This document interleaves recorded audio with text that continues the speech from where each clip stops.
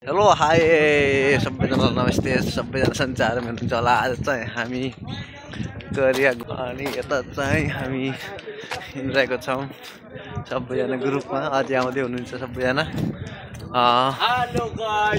अनि यो पनि चाहिँ हरिश पाण्डा हेरो गाइज खतरा यो के गाइज आज हामी खतरा यो के गाइज खतरा अनि टक्क लाएर तपाईँ हामी चाहिँ केमा बसमा जाने कि ट्रेनमा जाने? ट्रेनमा जाने। यो ट्रेनमा टक्क देखाउने छौँ त्यहाँको माहौल। अनि बिहामा गएपछि कस्तो हुनेछ कोरियाको बिहा। फर्स्टचोटि कोरिया आउँदा आउँदै कोरियाको बिहामा जाँदैछौँ हामी चाहिँ है। अनि सोल पनि घुम्नेछौँ। अनि चिसो छ चिसो छ नि यार। हात त यति चिसो मौसममा पनि हामी हिँडिरहेको छौँ।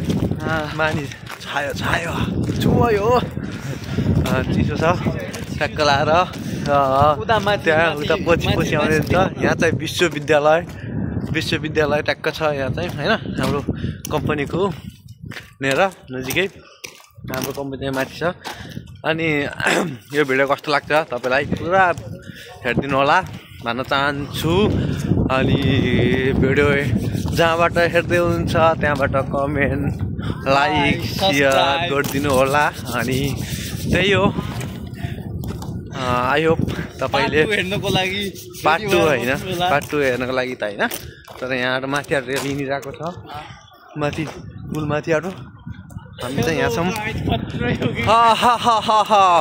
बाटो यहाँ चाहिँ माथि हिँडिरहेको छ। यहाँ चाहिँ केटाहरू हिँडिरहेको छन्। जाडो छ टोपी लगाइरहेको छन् यहाँ चाहिँ देख्न सकिन्छ। अनि हाम्रो ग्रुपहरू फटाफट अघि गइरहेको छ। अनि हामी चाहिँ पछि छौँ अझ पछि पनि हुनुहुन्छ। आज बसी रिजर्भ हुन्छ क्या सरको छोराको बिहामा।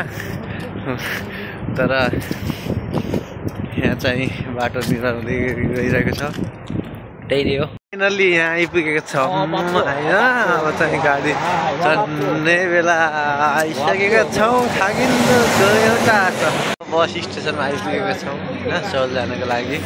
कारहरू टिक्का लगाएर बिहामाहरू बस्नको लागि। अब बस आउँछ एकछिनपछि होइन। बस आइसकेपछि हामी चाहिँ लास्ट टेन्सन त के दक्षङमा गएर त्यसपछि चौरमा पुगेर ट्र्याक्टर सालको छोराको बिहामा जानेछौँ। कारो हाम्रो बाई सी यु सुन। हामी चाहिँ बसमा चढिसकेको छौँ। हामी चाहिँ बसबाट झर्लेर ट्रेन स्टेसनमा आएको छौँ। ट्रेन स्टेसनमा आइसकेपछि रेल स्टेसनमा आइसकेको छौँ हामी चाहिँ होइन। रेल स्टेसनभित्र पसिसकेको छौँ। रेल स्टेसनमा गएर हामी चाहिँ अब रेलहरू गर्नेछौँ। त्यही नै हो। हामी माथि जान्छौँ रेल स्टेसन रेल जानको लागि। यति हिउँ पर्नलाई कपडा यस्तो लगाएको छ चिसो हिउँ लगाएको छ है। यस्तो कपडा लगाएर यहाँ चाहिँ हिउँ परिरहेको छ। यस्तो छ हालत पुगेको साई यसै परिरहेको छ अहिले भर्खर है। हामी चाहिँ सोल जानु लागेको हिउँ परेर यहाँ यस्तो भइरहेको छ हो एक्कासी छ। ट्रेन राखेको छ हिउँ चक्क गरियामा चाहिँ हिउँ परेको देखेको थिएन। चक्क गरियामा देखेको छ भाइहरूसँग रमाइलो गरेको छ। त्यही हो। फाइनली रेलहरू झरेर यहाँ आइपुगेका छौँ। हामी कहाँ आइपुगेका छौँ दाइ? हामी कहाँ आइरहेका छौँ दाइ? हामी कुन ठाउँ आइपुगेका छौँ? यहाँ चाहिँ ला चिसो छ के ला चिसो टिभी त आउनु हो मेरो भिडियोमा आउनलाई गाह्रो त म भाइरल हुने टक्क यहाँ आइसकेका छौँ। अब हामी चाहिँ अब पार्टीमा जानेछौँ बिहाको पार्टीमा। टक्क गएर टक्क हामीले चाहिँ धेरै परिकारहरू खानेछौँ। ला चिसो छ हो ला चिसो छ यस्तो कपडा लगाएर किन यो भन्ने भइरहेको छ। ठिकै छ रमाइलो भइरहेको छ। यहाँ चाहिँ हामी सबै हिँडिरहेको छौँ सबैजना भेला भइरहेको छौँ। हामी चाहिँ बस्नु लाग्छ चिसोमा भिडियो बनाइराख्नु परेको छ। अन्त गाह्रो छ हामीहरूलाई। फाइनली गाइज हामी चाहिँ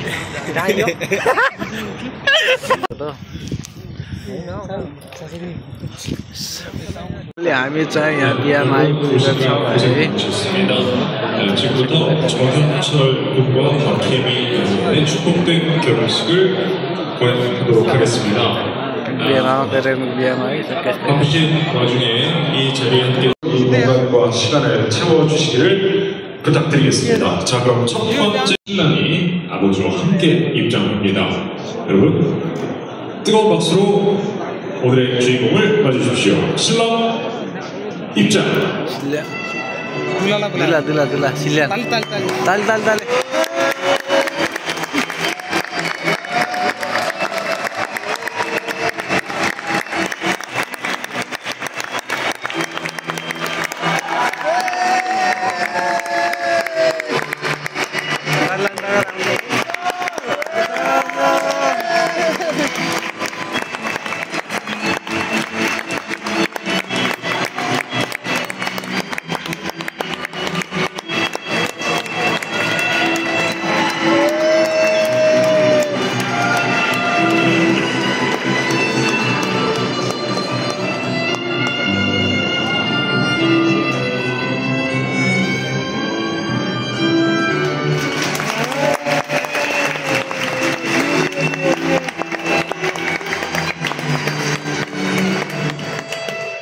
자, 이렇게 신랑이 입장을 했고요. 이제 바로 이어서 오늘의 두 번째 주인공 만나볼 시간입니다. 자, 감소는 삼가 주시기를 다시 한번 부탁드리면서 오늘의 신부 여러분의 축복의 박수로 맞겠습니다. 신부 입장.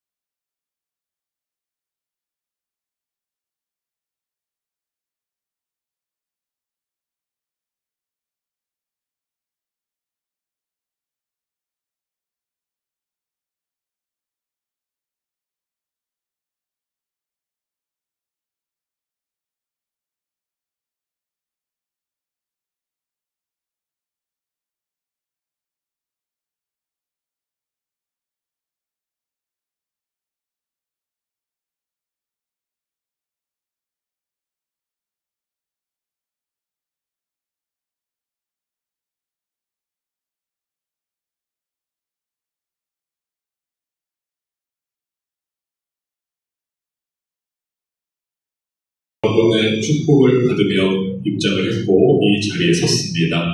이제 부부가 되는 그 첫 번째 순서입니다. 맞절하겠습니다. 신랑신부님 서로의 눈을 봐주시고요. 사랑과 존경 그리고 시기의 마음을 담아서 서로에게 정중한 인사를 하도록 하겠습니다. 신랑신부 경례.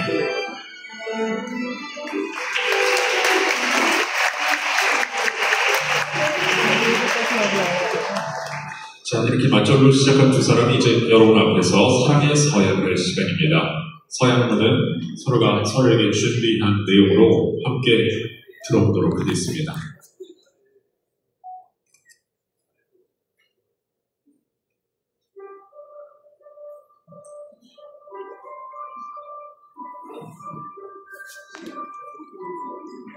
본인 서약서.